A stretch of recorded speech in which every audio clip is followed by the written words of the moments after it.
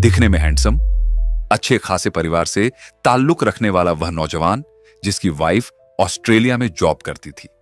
बावजूद इसके उसकी जिंदगी की डेस्टिनी ने उसे अपराध के ऐसे कुचक्र में फंसा दिया जिससे वह कभी बाहर नहीं निकल सका। पंजाब, हरियाणा, उत्तर प्रदेश, राजस्थान और हिमाचल प्रदेश जैसे राज्यों में अपनी आपराधिक गतिविधियों से खौफ पैदा करने वाले सुक्खा कहलवां का असली नाम सुखबीर सिंह था।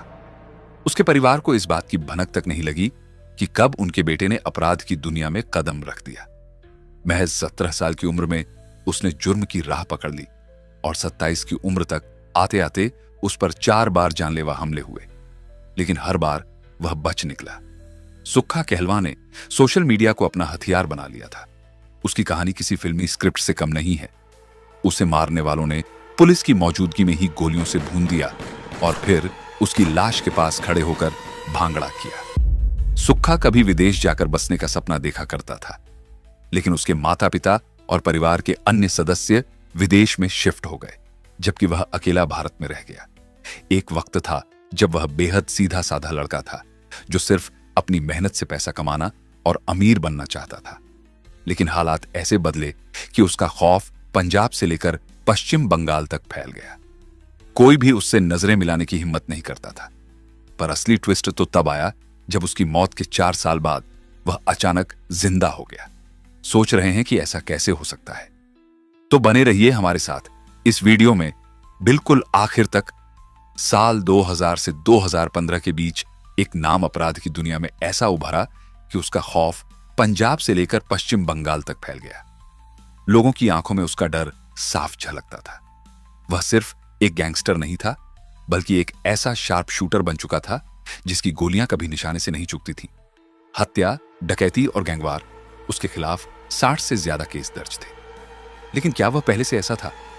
नहीं, उसकी जिंदगी की कहानी कुछ और ही कहती है। सुक्खा कहलवां, जिसका असली नाम सुखबीर सिंह था, पंजाब के कपूरथला जिले के कहलवां गांव में पैदा हुआ था। 21 जून 1987 को जन्मा यह लड़का एक आम परिवार से ताल्लुक रखता था। उसके पिता सुदर्शन सिंह और मां हरजिंदर कौर अमेरिका में बसे NRI थे। सुखबीर को उसके माता पिता प्यार से सुक्खा बुलाते थे और आगे चलकर उसने अपने नाम के साथ अपने गांव का नाम जोड़ लिया। इस तरह वह बन गया सुक्खा कहलवां। उसका परिवार भी अमेरिका जाकर बसना चाहता था। उसके 2 चाचा पहले ही वहां सेटल हो चुके थे और उसके माता पिता का भी वीजा लग चुका था। लेकिन सुक्खा और उसके भाई के वीजा में अड़चन आ गई। वजह, उसका पासपोर्ट नहीं बना था और पासपोर्ट नहीं बनने के पीछे भी एक अजीब कहानी थी। 15 साल की उम्र में उसके गांव में 2 गुटों के बीच झगड़ा हुआ। बात इतनी बढ़ गई कि मामला थाने तक जा पहुंचा। अब झगड़ा हुआ तो गांव के कई लड़कों के नाम पुलिस रिपोर्ट में दर्ज हुए और उन्हीं नामों में सुक्खा का भी नाम था। यह उसका पहला आपराधिक रिकॉर्ड बन गया। इस छोटे से केस ने उसके लिए बड़ी मुसीबत खड़ी कर दी। पुलिस वेरिफिकेशन में उसका नाम आ गया, जिसकी वजह से उसका पासपोर्ट अटक गया। कुछ महीनों बाद सुक्खा के माता पिता का वीजा अप्रूव हो गया और वे अमेरिका चले गए। लेकिन सुक्खा और उसका भाई यहीं रह गए। मां बाप को लगा कि थोड़े समय में उनका वीजा भी आ जाएगा, लेकिन ऐसा नहीं हुआ और यहीं से सुक्खा की जिंदगी बदलने लगी।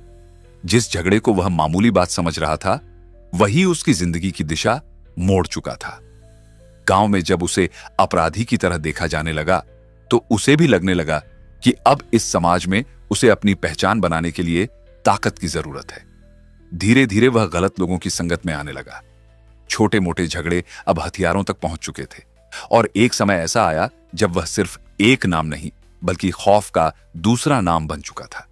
एक सीधा साधा लड़का जो कभी विदेश जाकर बसने के सपने देखता था, अब अपराध की दुनिया में अपने नाम का सिक्का जमाने के सपने देखने लगा। पुलिस के रिकॉर्ड में उसका नाम जुड़ चुका था और जुर्म की दुनिया ने उसे ऐसा घसीटा कि फिर वह कभी वापस नहीं आ सका। सुक्खा कहलवां को नई तकनीकों से कोई दिक्कत नहीं थी। वह नए जमाने का लड़का था और उसे पता था कि सोशल मीडिया का सही इस्तेमाल कैसे किया जाता है। उसने फेसबुक को अपने हथियार की तरह इस्तेमाल किया। जेल में रहते हुए भी वह लगातार फेसबुक पर एक्टिव रहता था। अंदर से ही अपना स्टेटस अपडेट करता, अपनी तस्वीरें डालता, खास तौर पर जब वह हथियारों के साथ तस्वीरें शेयर करता तो हजारों लाखों लाइक्स मिलते। उसकी फैन फॉलोइंग जबरदस्त थी। लोग उसे किसी हीरो की तरह फॉलो करने लगे थे। सोशल मीडिया पर उसकी मौजूदगी ने उसे अपराध की दुनिया में और भी खतरनाक बना दिया था। लेकिन उसकी जिंदगी में एक वक्त ऐसा भी आया जब वह इस अपराध की दुनिया से निकल सकता था। उसे एक मौका मिला था जब उसकी जिंदगी में प्यार आया। वह एक रिसोर्ट मालिक की बेटी से प्यार करने लगा। लड़की भी उससे उतना ही प्यार करती थी।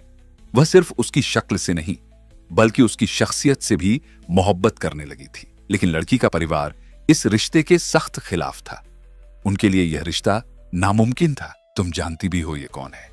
लड़की के पिता गुस्से में बोले। पापा, मैं सब जानती हूं, लेकिन जो मैं देख रही हूं वो आपको कभी समझ नहीं आएगा। लड़की ने जवाब दिया। घर वालों के लाख मना करने के बावजूद दोनों अलग नहीं हुए। सुखा ने अपने दोस्तों की मदद ली और 11 जुलाई 2008 को कोर्ट मैरिज कर ली। यह खबर लड़की के परिवार तक पहुंची तो उन्होंने भी आखिरकार हार मान ली। फिर पूरे रीति रिवाज के साथ इन दोनों की शादी हुई। अब वह सिर्फ सुखा कहलवा नहीं था बल्कि किसी का पति भी था। शादी के बाद लड़की के परिवार ने उसे विदेश ले जाने का इंतजाम किया। पासपोर्ट बनवाया गया और जल्द ही सुखा अपनी पत्नी के साथ ऑस्ट्रेलिया चला गया। वहां उसकी पत्नी एक रेप्यूटेड कंपनी में ऊंची पोस्ट पर काम करती थी, जबकि सुखा के पास कोई नौकरी नहीं थी। उसने कुछ करने की कोशिश की, लेकिन उसे कोई अच्छा काम नहीं मिला। बीए की पढ़ाई भी उसने बीच में ही छोड़ दी थी, इसलिए कोई अच्छी नौकरी मिलना आसान नहीं था। कुछ तो काम कर लो, पत्नी ने कई बार कहा। कर लूंगा, देख रहा हूं कुछ, सुखा टाल देता। कुछ दिनों बाद उसने टैक्सी चलाने का सोचा, लेकिन उसमें भी उसका मन नहीं लगा। धीरे धीरे दोनों के रिश्ते में खटास आने लगी। सुखा के मन में शक घर करने लगा कि उसकी पत्नी का किसी और के साथ अफेयर चल रहा है। उन दोनों के बीच पहले से ही चीजें ठीक नहीं थी, लेकिन अब हालात और बिगड़ने लगे। तुम बदल गई हो, एक दिन सुखा ने झगड़े के दौरान कहा। नहीं, तुम वो नहीं रहे जिससे मैंने शादी की थी, पत्नी ने जवाब दिया। आखिरकार सुखा ने फैसला कर लिया कि वह ऑस्ट्रेलिया छोड़कर वापस इंडिया जाएगा। उसने पत्नी को वहीं छोड़ दिया और अकेले हिंदुस्तान लौट आया। गांव आने के बाद वह फिर उन्हीं लोगों के बीच पहुंच गया जिनके साथ उसने कभी जुर्म की दुनिया में कदम रखा था। लवली बाबा, विक्की गौंडर, लॉरेंस बिश्नोई और प्रेम लाहौरिया, ये सब उसके दोस्त थे। लेकिन दोस्ती ज्यादा दिनों तक नहीं टिक सकी। दरार तब आई जब लवली बाबा का अफेयर एक लड़की से हुआ जिसे सुखा अपनी बहन मानता था। जब सुखा को पता चला कि लवली बाबा उस लड़की के साथ धोखा कर रहा है तो उसने इसका विरोध किया। लेकिन यह सिर्फ एक बहस तक नहीं रुकी। दोस्ती पहले दुश्मनी में बदली और फिर जानी दुश्मनी। तूने मेरे भरोसे को तोड़ा है, सुखा ने गुस्से में कहा। दुनिया भरोसे पर नहीं चलती सुखा, ताकत पर चलती है, लवली बाबा ने जवाब दिया। अब यह लड़ाई सिर्फ अहंकार की नहीं थी, यह एक ऐसी दुश्मनी बन चुकी थी जिसमें गोलियां चलने वाली थी और खून बहने वाला था। सुखा कहलवा ने ठान लिया था कि लवली बाबा को सबक सिखाना ही है। वो इस मौके की तलाश में था और उधर लवली बाबा भी चुप बैठने वालों में से नहीं था। दोनों के बीच जानी दुश्मनी थी, एक दूसरे को खत्म करने की साजिशें बन रही थीं, लेकिन आखिरकार मौका सुखा के हाथ लग गया। उदयपुर की गोगी जिम, जहां लवली बाबा अपने दोस्तों के साथ मौजूद था। माहौल बिल्कुल सामान्य था, किसी को अंदाजा भी नहीं था कि कुछ ही सेकंड में वहां मौत का साया मंडराने वाला है। अचानक दरवाजे से एक शख्स अंदर घुसा, सुखा कहलवा। लवली बाबा ने नजरें उठाईं, पर तब तक बहुत देर हो चुकी थी। खेल खत्म, सुखा की आवाज गूंजी। एक तेज धमाका हुआ और लवली बाबा वहीं ढेर हो गया। अब सुखा के पास अपने गांव में रहने का कोई मतलब नहीं था। वो जालंधर चला गया, लेकिन अब वो एक ऐसा अपराधी बन चुका था जिसका नाम हर दिन पुलिस की चार्जशीट में जुड़ता जा रहा था। वो पहले ही अपराध की राह पर था, पर अब उसकी रफ्तार बढ़ चुकी थी। अब उसे जुर्म से कोई डर नहीं था। लूट, झगड़े, मारपीट, ये सब उसके लिए आम बात हो गई थी। पुलिस ने जब उसे एक चोरी के केस में पकड़ा तो वो उनके लिए छोटा मोटा अपराधी नहीं बल्कि खतरनाक गैंगस्टर बन चुका था। लेकिन सवाल यह था कि सुखा कहलवा को अपराध की जरूरत ही क्यों पड़ी? वो ना गरीब था न मजबूर।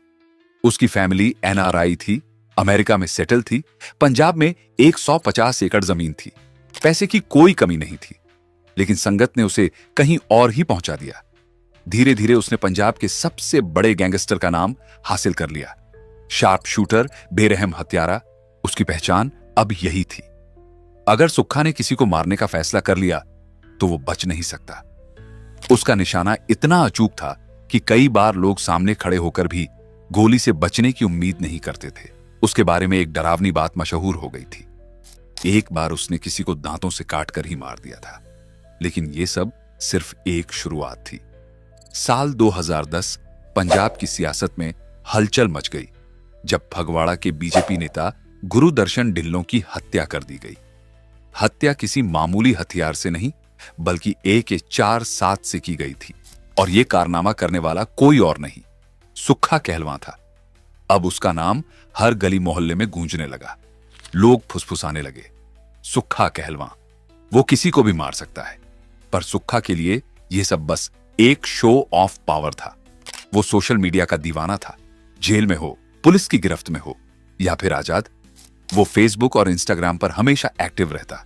खूनी गैंगस्टर के तौर पर मशहूर होने के बावजूद उसकी फैन फॉलोइंग जबरदस्त थी। हर बार जब वो गन, पिस्टल या रिवॉल्वर के साथ फोटो अपलोड करता तो लाइक्स की बाढ़ आ जाती। उसे लाइमलाइट में रहना पसंद था, लेकिन शायद वो भूल गया था कि जिस दुनिया में वो कदम रख चुका था वहां लाइमलाइट ज्यादा देर तक नहीं रहती, बल्कि मौत जल्दी आ जाती है। अगर आपने अभी तक हमारे चैनल को सब्सक्राइब नहीं किया है तो अभी कर लीजिए और नोटिफिकेशन बेल भी दबा दीजिए ताकि हमारे आने वाले वीडियो आप तक बिना किसी रुकावट के पहुंच सकें। अब बात करते हैं सुक्खा कहलवां की, जिसे सोशल मीडिया की लत इस कदर लग चुकी थी कि जेल में रहने के बावजूद भी उसका वहां से स्टेटस अपडेट करना बंद नहीं हुआ। गिरफ्तारी, इससे क्या फर्क पड़ता है? सुक्खा हंसते हुए कहता और कैमरे के सामने पोज देकर फोटो खिंचवा लेता। फिर चाहे वो जेल हो, कोर्ट की पेशी हो या पुलिस हिरासत, फेसबुक पर उसकी तस्वीरें धड़ाधड़ अपलोड होती रहीं। धीरे धीरे सोशल मीडिया पर उसकी पॉपुलैरिटी बढ़ने लगी। हर तस्वीर पर हजारों लाइक्स, ढेरों कमेंट्स। कुछ लोग उसे गैंगस्टर समझते थे, कुछ लोग उसका स्टाइल कॉपी करने लगे।